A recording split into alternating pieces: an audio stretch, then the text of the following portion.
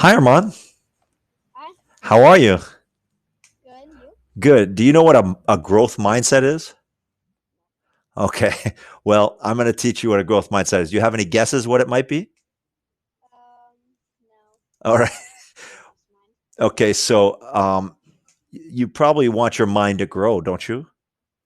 Yes. I mean, I'm not saying like the shape of your brain or like the size of your brain, although that might have grown also since you were a child. But like little babies, they actually have really big brains. That's why they have big disproportional heads, right? Compared to their body size, right? Okay. So first, I wanted to just introduce myself to you. I'm Josh. I like sports. I've got three little, not so little boys anymore. Two are in college and one is in high school. And I started helping these kids, like my kids, like take this test. And then I got pretty good at it. And they got into the school they wanted. And so I was able to help them and some of their friends and a bunch of people since then. Over a decade ago, they were right where you were. Like my oldest son, he didn't know how to take the test, and so we showed him how to take the test. And I've been helping kids with this test system. I call it Mr. D's test hacks, right? And so that's who I am. What are you passionate about? What do you like to do? Well, I mean, a lot of stuff I like to do I can't really do right now. Because But of I like COVID. to, yeah, Uh huh. football. I like to play outside with my brother. Just bike around town. Bike around town, and you're pretty into sports. So you like American football or soccer? Well, I mean, I just started soccer actually, and Okay.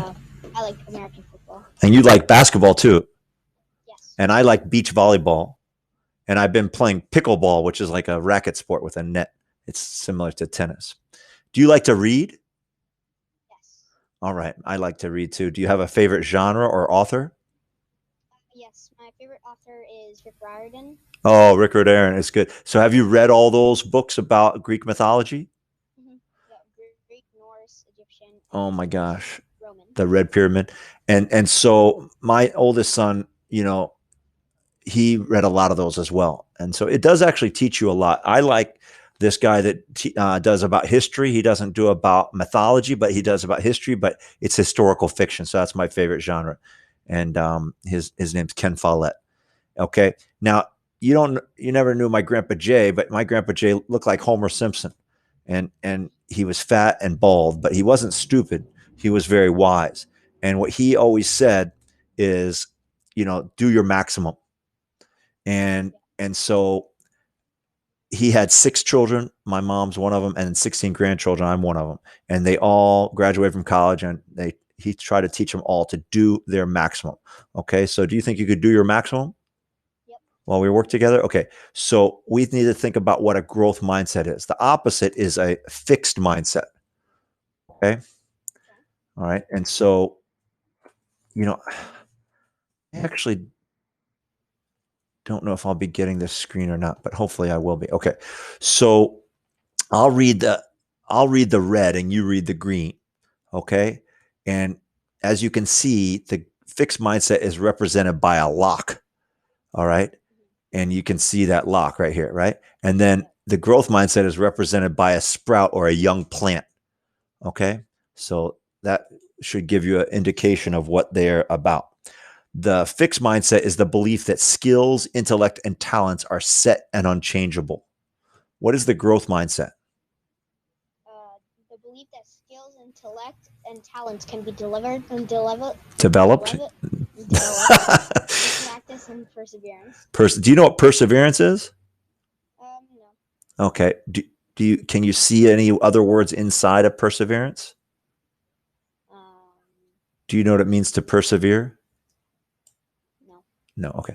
And so perseverance means like not quitting. It means keep on keeping on. Okay. So in sports like basketball or any sport really, you want to like play the whole time and never quit. So that's also what you want to do in life if you believe in the growth mindset. Okay. In terms of desires, right? The fixed mindset represented by the lock, that guy is going to say, I'll stick to what I know. I'm either good at it or not. But what does the growth mindset represented by the I sprout? want to. I want to learn new things, and I am eager to take risks. Eager to take risks. Are you eager to take risks, do you think? Yep. Okay. In terms of skills, the fixed mindset says, it's fine the way it is. There's nothing really to change. Or, Is this really my best work? What else can I improve? what else can I improve? Okay. In terms of effort, they say, this is a waste of time. There's a lot to figure out. Or, I know this will help me even though it's difficult. even though it's difficult. I really like those words because there's some expression that I'm going to misquote that says anything worth achieving is not obtained easily. So like if you have a goal to get into a school, you have to take a test. You might need to prepare for that test. I'm going to help you understand all the tricks and all the content. And if you pay attention and do your maximum, you can do that. But difficult things are worth achieving, like a championship in sports or something like that, right? Okay. Then in terms of setbacks, it's easier to give up. I'm not really that smart or talented or athletic. Or, I'll use another strategy. My mistakes help me learn. my mistakes help me learn. Good. Okay. So in terms of feedback, right? Then it says this work is boring. Nobody likes to do it. Or, I recognize my weakness and I know what to fix. you know what to fix. Okay. And then in terms of talented peers, it's easy for him or her. They were born smart or talented or athletic. Or, I wonder how they did it. Let me try to figure it out. yeah, you have to be able to figure things out sometimes in life, right? Now, you could just quit, but that's more of the red. Now, do you think you're more of the red fixed mindset, or do you hear yourself saying more of the green growth mindset?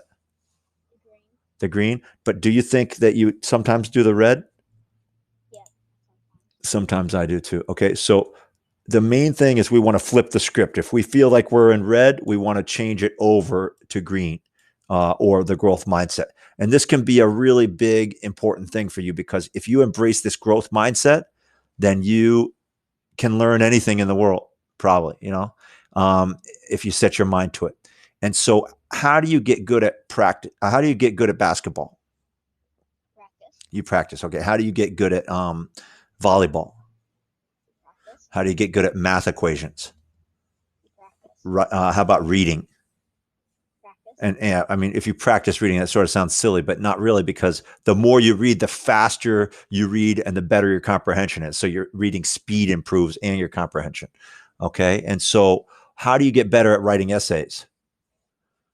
Practice. And knowing vocabulary words. So anything that you want to get better at, whether it's playing a trumpet or painting, it can be academic, artistic, or athletic, then you have to practice. Now, who do you think is the best basketball player in the world?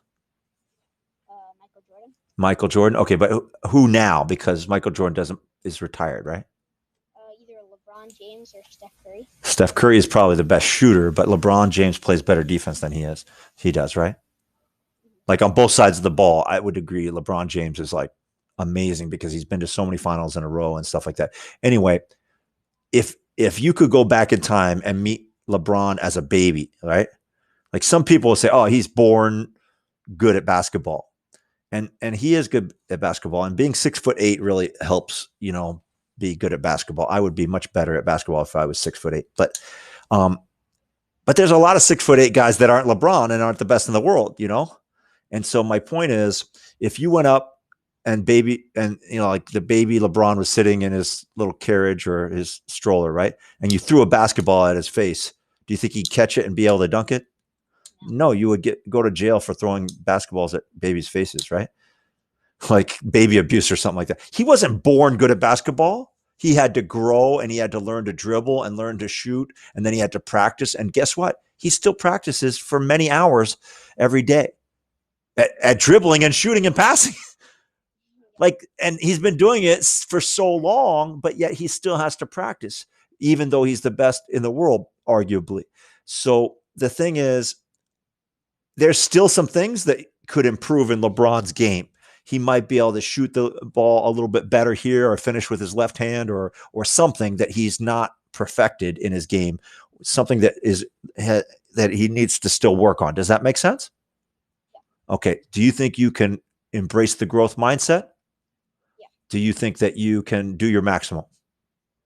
Yes. All right. We're going to do a great job then together. All right. I look forward to it. All right. I'll see you next time. All right. Okay. Okay. Bye.